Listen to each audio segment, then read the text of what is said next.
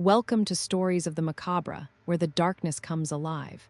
If you're a fan of spine-chilling tales and creepy mysteries, you're in the right place. Before we dive into tonight's story, make sure you're subscribed and don't forget to hit that notification bell so you never miss out on the terror we bring straight to your screen. Now turn down the lights, get comfortable, and let's see what dark secrets we'll uncover tonight. Let's get into today's story, The Haunted Feminine Republic. In 1978, my mother was 17 years old when she left home for college in a city in the state of Rio de Janeiro. She had grown up in the interior of Sao Paulo, and the university was far from home.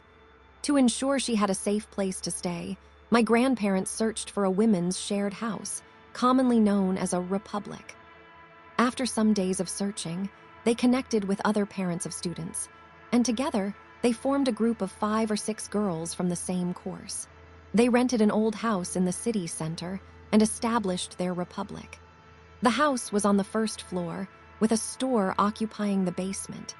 The only entrance was through a side door next to the store's steel doors, leading directly to a narrow staircase.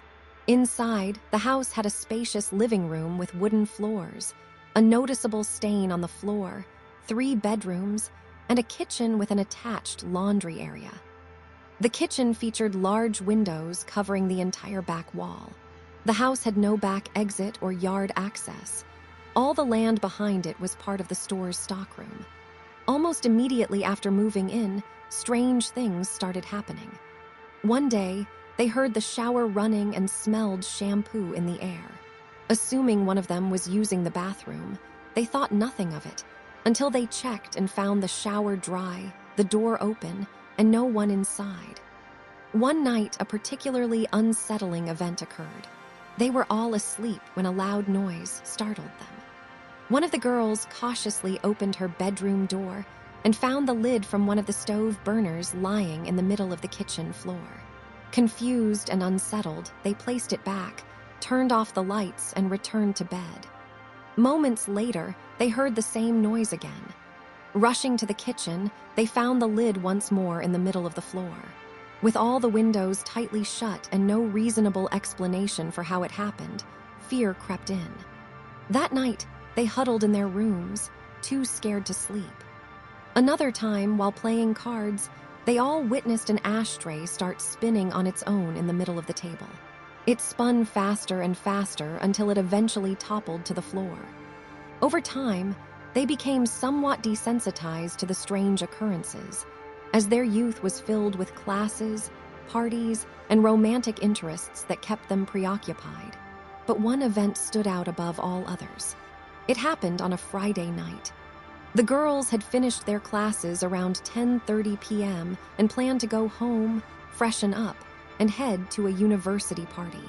My aunt, my mother's younger sister, was visiting at the time for an English class.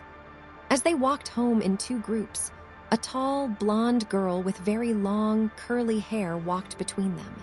My mother assumed she was a friend of one of the other residents, and the other girls assumed the same about my mother or my aunt.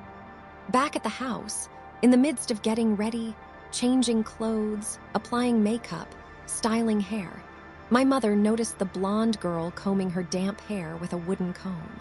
Water dripped from her hair onto the stain on the wooden floor. A thought crossed my mother's mind. When did she take a shower? Didn't she arrive with dry hair? She discreetly asked her sister and the other girls if they knew who the blonde girl was, but no one did. They had all assumed she was a guest of someone else. The girl remained silent, indifferent to their conversations, simply focused on combing her wet hair. Then, without a word, she walked toward the kitchen. The windows were wide open. She approached the stove, knocked the lid off one of the burners, and suddenly leaped out of the window. Panic set in. The girls screamed and rushed to look outside, but the yard below was completely dark. They had no way of accessing that part of the property. Frantic, they called the owner of the store beneath them. His response was chilling. "Oh," she jumped again, "I'm on my way." Within 10 minutes, he arrived and unlocked the back doors. They searched the yard but found nothing. No sign of the blonde girl, no disturbance, No evidence of anyone having been there. Then, the store owner shared a disturbing story. 10 years earlier, the house had been rented by another group of girls. One of them, a young woman with long blonde hair, had jumped out of that very window. That afternoon, her boyfriend had broken up with her. She had seemed fine, even cheerful, as she sat among her friends, casually combing her hair. Then, without warning, she walked to the kitchen, knocked the stove lid off, and leaped. The store owner had been there that night and rushed her to the hospital. She was badly injured and hemorrhaging. At the hospital, they discovered she was pregnant. She lost the baby and in the following days developed a severe infection. Eventually, she passed away in her hometown in Minas Gerais. The rumor was that her boyfriend hadn't believed the pregnancy, leading her to take such drastic action. The eerie part. The strange manifestations in the house always revolved around the stove lid and the act of combing hair, things the girl had done moments before she jumped. When the girls asked their professors and neighbors about it, they all confirmed the story. The ex-boyfriend had been so shunned that he transferred to another college, and no one knew what became of him. My grandmother, deeply moved, had numerous masses held for the girl's soul. To this day, she still prays for her. Though the house remained haunted, the full apparition of the girl was never seen again. Over the years, my mother and her friends remained close, reminiscing about their youth and the haunted republic. Now they share photos of their grandchildren while recalling the ghostly experiences of their past. But the mystery lingers. Why did the scene repeat itself? The girl had died days later in a hospital, not in the house. Was it merely an impression, an energy imprint repeating the final moments leading to her tragic decision? Or was it something else entirely? She never interacted with the living, never acknowledged their presence. She simply repeated an action. Perhaps when the atmosphere mirrored that fateful night, girls preparing for an evening out, the conditions aligned for the scene to play out again. Was it just an imprint of a moment, a residual haunting rather than a conscious spirit? What do you think? Have you ever experienced something similar? Leave your thoughts in the comments.